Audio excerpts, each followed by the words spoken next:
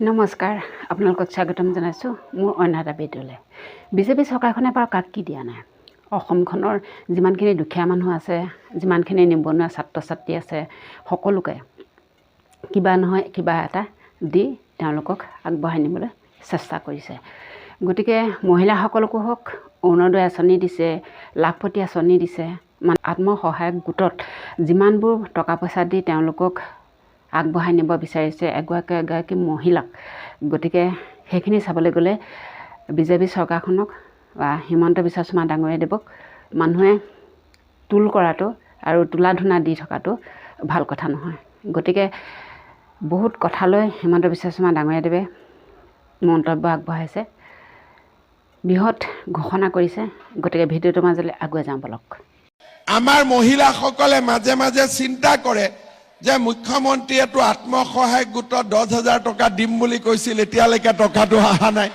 সেইটো চিন্তা কৰে নে নকৰে? সেইটো মাজে মাজে চিন্তা আহি থাকে, হয়নে নহয়?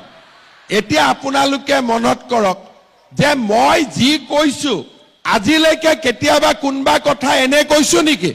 যি কৈছো হৈছে নে নাই? এতিয়া আমাৰ এই আঁচনিটোৰ নাম হ'ল মহিলা উদ্যমিতা আঁচনি। কিছুমানে কয় গছ লগাবৰ কাৰণে পইচা দিছে। আমি গছ লগোৱাৰ কাৰণে পইচা দিয়া নাই, এইটো ভুল ধাৰণা নল'ব। কাৰণ গছডাল লাগিলে ডাঙৰ হ'লে গছডাল আপোনালোকে মোৰ ঘৰত কাটি নিদিয়ে, গছডাল আপোনালোকৰ ঘৰতে থাকিব না কাটি পেলাই মোক দিব? মোকতো নিদিয়ে। গতিকে এই গছডাল যদি চেগুন গছ ৰৈছে, ডাঙৰ হ'লে তাৰ যি উপাৰ্জন হ'ব সেইটো আপোনালোকেই পাব। আৰু আপোনালোকক গছডাল ৰুবৰ কাৰণে মই উৎসাহ দিয়াৰ কাৰণে মোক উল্টাই আপোনালোকে পিঠা তিঠা খুৱাবহে লাগে, হয়নে নহয়? এতিয়া মেইন কথাটো হ'ল যে আমি টকাটো কেতিয়া পাম। এইকেইদিন আমি ধুনীয়া কৰি ভেৰিফিকেশ্যনবিলাক কৰি আছো। 28 তাৰিখৰ ভিতৰত আমাৰ ভেৰিফিকেশ্যনবিলাক কমপ্লিট হৈ যাব।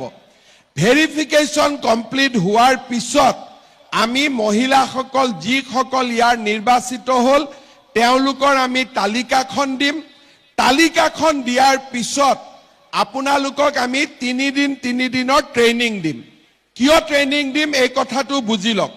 10,000 টকাটো শেষ নহয়, 10,000 টকাটো আৰম্ভণি। আমাৰ উদ্দেশ্য হ'ল যে এই 10,000 টকাটো ভাল কৰি যদি আপোনালোকে খৰচ কৰে, পিছত আমি আপোনালোকক আৰু নতুন নতুন আঁচনি আৰু বেংকৰ লগত আপোনালোকক আমি সম্পৰ্ক কৰি দিম, যাতে মোটামুটি 2-2.5 বছৰৰ ভিতৰত চৰকাৰৰ পৰা আপোনালোকে আৰু বেংকৰ পৰা মিলি 1 লাখ টকা কৰি আপোনালোকে পাব পাৰে। কিন্তু যদি কোনোবাই 10,000 টকা পালে আৰু গিৰিয়াকে টকাটো লৈ গ'ল, তেতিয়া ইটোতো আৰু আগ নাবাঢ়িব। সেইকাৰণে এটা 3 দিনৰ ট্ৰেইনিং কৰি টকাটো আমাৰ আঁচনিখন কি কেনেকৈ আগবাঢ়িব লাগিব আমি বুজাই দিম। আৰু তাৰ পিছত এনেকৈ মিটিং পাতি আপোনালোকক মই আহি টকাটো দি দিম। টকাটোতো 100% পাবই, খালি অকণমান অপেক্ষা কৰক, অপেক্ষাৰ ফলটো মিঠা হয়, হয়নে নহয়?